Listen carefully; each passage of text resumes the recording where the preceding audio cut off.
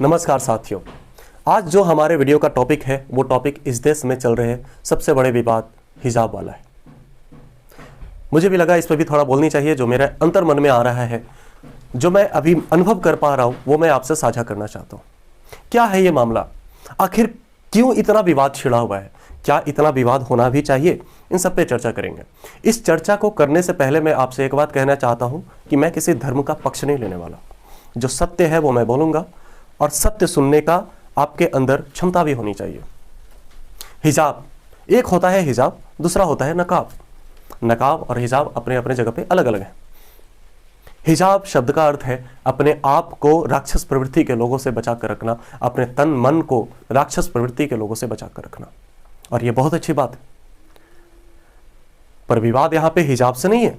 विवाद यहां पे है कि उस हिजाब का इस्तेमाल, आप उस तरह के वस्त्र का इस्तेमाल कॉलेजेस में या स्कूल में कर सकते हैं या नहीं, आपको करना चाहिए या नहीं। इस पे अपने अपने जगह पे दोनों ही सही हैं।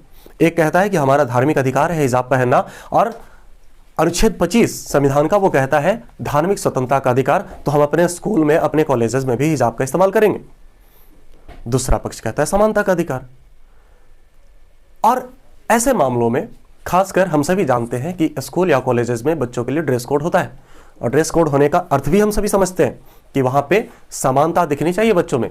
अमीरी गरीबी ये सब कुछ खत्म होकर एक समान होना चाहिए। धार्मिक समानता मतलब किसी धर्म का एक ड्रेस नहीं होगा।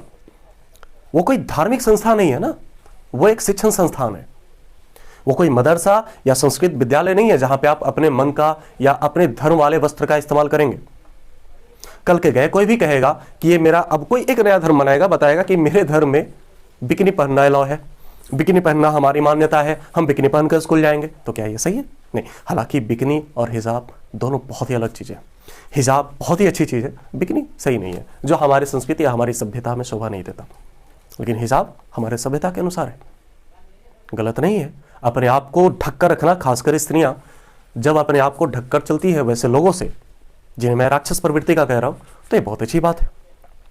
पर इसका इस्तेमाल स्कूल या कॉलेजेस में किस ढंग से होना चाहिए, इस पे विवाद है। अलग अलग देशों में नकाब बैन हो चुका है, नकाब पहनना मना है। जो मुस्लिम कंट्री है, जो इस्लामिक देश है, होता क्या है, नकाब में कुछ भी गलत कार्य या काम किए जा सकते हैं, क्योंकि उसके अंदर कौन है आपको पता नहीं है, और नकाब खुलवा नहीं सकते आप। तो इनसे बचने के लिए हमारा देश इस मामले में थोड़ा सही है, नरम रुख अपनाए हुए हैं, और ये बहुत अच्छी बात है क्योंकि हमारे देश में अलग अलग धर्मों के लोग हैं, अलग अलग पंथ के लोग हैं। इतनी बड़ी विविधता हमारे देश में है कि इन विविधताओं में अगर हम ऐसी बातों पे चर्चा करने लगे तो पूरा साल हमारा विवादों में ही घिरा रह जाएगा और हम विकास नहीं कर पाएंगे। जय श्री राम, जय श्री राम एक ऐसा वाक्य जिसे बोलकर हमारे अंदर एक सक्रिय ऊर्जा उत्पन्न होता है। हर हर महादेव, जय महाकाल, ये ऐसे शब्द हैं जिनका इस्तेमाल हम अपने अंदर सक्रिय ऊर्जा उत्पन्न करने के लिए करते हैं। जय श्री राम का नारा लगाना बिल्कुल भी गलत नहीं है, और मैं तो कहता हूं जय श्री राम का नारा सबको लगाना चाहिए। पूरे लॉकडाउन में हमने रामायण देखा। इस रामायण में हमने देखा कि कैसे जय श्री राम का नारा लगाकर बजरंगबली बड़े से बड़े कार्य को कर गए। हम भी जय श्री राम का नारा लगाते, गलत बात नहीं है। कोई और नारा लगाए, हमें उससे कोई नुकसान नहीं होना चाहिए, और नहीं हमें उसमें कुछ बुरा महसूस होना चाहिए, और नहीं मेरे जय श्री राम बोलने से आपको बुरा महसूस होना चाहिए। पर हो क्या रहा है, कोई बच्ची हिजाब पहनकर स्कूल में जा रही, कॉलेज में जा रही है, बच्चे वहां पे जय श्री राम, मैं ये नहीं कह रहा कि उस बच्ची को देखकर जय श्री राम का नारा लगाया गया, बिल्कुल नहीं। वो जय श्री राम का नारा पहले से लगा रहे थे, लेकिन जब वो बच्ची गई तो किस बात का खतरा था आपको कि उस बच्ची के चारों ओर घूमकर जय श्री राम का नारा लगा रहे हैं? जय श्री राम का नारा इतना छोटा चीज है क्या आप अपने ही लोगों के सामने उनको बुरा फील कराने के लिए, बुरा महसूस कराने के लिए नारा लगाए जय श्री राम का? बिल्कुल गलत बात है, ऐसा नहीं होना चाहिए।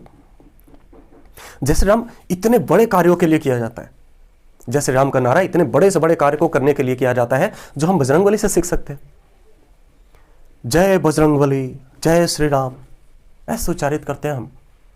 यहां पे सक्रिय भाव उत्पन्न होती है हमारे अंदर।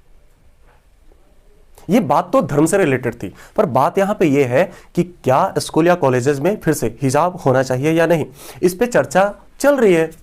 उच्च न्यायालय है, हमारा उच्चतम न्यायालय है, उच्च न्यायालय में नहीं सुलझेगा उच्चतम न्यायालय है। बच्चों का इसमें क्या रोल है? बच्चों का काम स्कूल या कॉलेजेस में जाकर पढ़ाई करना है। आप धार्मिक ठेकेदार ना बने। वो छोड़ देना, ये लोग क्या करेंगे, जो साधु संत है, जो मौलाना लोग हैं, ये लोग क्या करेंगे, फिर इनका काम है, वो करने दीजिए। आप पढ़ाई करें, आप स्कूल में जाए और पढ़ाई करें। नारे लगाए गलत बात नहीं है, पर उस नारे का मतलब या मकसद दूसरे को बुरा फील करवाना ना हो। नारा लगाए अपने आप को ऊर्जान्वित करने के लिए। आप क्लास में बैठे, जब फ्री पीरियड है, फिर भी आप नारे लगाए जय श्री राम मन में, या थोड़ा धीमे से, सक्रिय ऊर्जा उत्पन्न होगी। पर किसी को छोड़ो, ज्यादा नहीं बोलते इस पे। तो मामला हाई कोर्ट में चल रही है, कर्नाटक हाई कोर्ट में। अब वो तय करेगी ना एक सीमा रेखा कि इसके अंतर्गत आपको ड्रेस कोड रखना है, और उन्हें समझाया जाएगा कि आपको कॉलेजेस या स्कूल में हिजाब पहनकर आना मना है या नहीं है, आप पहन सकते हैं या नहीं कर सकते हैं। ये उस कोर्ट का मामला है, वो करेगी। उसे पता है कानून हम उन्हें ना सिखाएं, कानून उन्हें अच्छे से मालूम है। हम उन्हें अपने अधिकार को ना सिखाएं, उन्हें भी अधिकार मालूम है। और हमारे अधिकारों की रक्षा करने के लिए ही सुप्रीम कोर्ट है, हाई कोर्ट है, यह न्यायालय हमारे लिए इसलिए बनाए गए। उन अधिकारों को और हमारे संविधान की रक्षा करने के लिए बनाई गई है इन सबको। तो हम उन पे छोड़ देते हैं बाकी कार्य को। दोस्तों, जरूरत है हमें ऐसी बातों को सोचने की जिससे हमारा देश आगे बढ़े। हम अगर इन मामलों में बजे रह जाएंगे तो हमारा देश कभी विकास नहीं कर पाएगा। यह कभी संभव नहीं है कि किसी एक खास धर्म को आप यहां से हटाकर कहीं और भेज दें। हमें इन्हीं में मिलकर रहना है। हम किस धर्म को बचाने की बात कर रहे हैं जिस धर्म का कोई नहीं बिगाड़ सका, कुछ नहीं बिगाड़ सका किसी ने। हजारों सालों तक हमारे यहां दूसरे दूसरे धर्मों का, दूसरे जगह के लोगों का अधिकार रहा है। क्या किसी ने हमारे सभ्यता को, हमारे धर्म को छीन सका? नहीं, हम अपने धर्म को बचा कर रखे हैं, आगे भी बचा कर रखेंगे।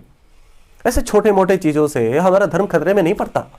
हमारा धर्म अपने आप में एक सेकुलर है। हम अपने धर्म को जितना ज्यादा मानेंगे, हम उतना ही ज्यादा सेकुलर होंगे।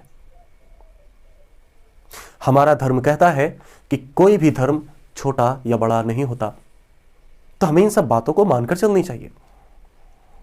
मामला को मैं समझता हूं कम से कम आप ना फैलाएं। जब भी फोन ऑन करता हूं, कहीं फेसबुक पे, व्हाट्सएप पे, हर जगह पे लोग अपने स्टोरी में यही सब शेयर कर रहे हैं। जितना ज्यादा आप ये शेयर करते हैं, नफरत उतना ही ज्यादा फैलती है। बाद में हम सभी को एक होकर रहना है। ये नफरत क्यों फैला रहे हो? मैं नहीं बोलना चाह रहा था कुछ भी, पर बोलना पड़ा, क्योंकि जब भी मैं ऑन कर रहा हूं ना तो यही सब चीजें मिल रही है सामने, और मुझे भी लग रहा है थोड़ा बोलना चाहिए। और बोलूं क्या उसी चीज को शेयर कर दूं, 10 लोगों को फॉरवर्ड करो, क्या ये कर दूं? नहीं, आगे आए और सही बातों को करें। आपसे उम्मीद है। दोस्तों, ये हमारा देश है। जितना हो सके हम अपने देश के लिए भला चाहें, ऐसे विवादों में ना फंसे। मैं समझता हूं आपको किसी भी तरह का ठेस नहीं पहुंचा होगा। अगर आपको ठेस पहुंचा है तो मैं माफी चाहता हूं। जय श्री राम। धन्यवाद।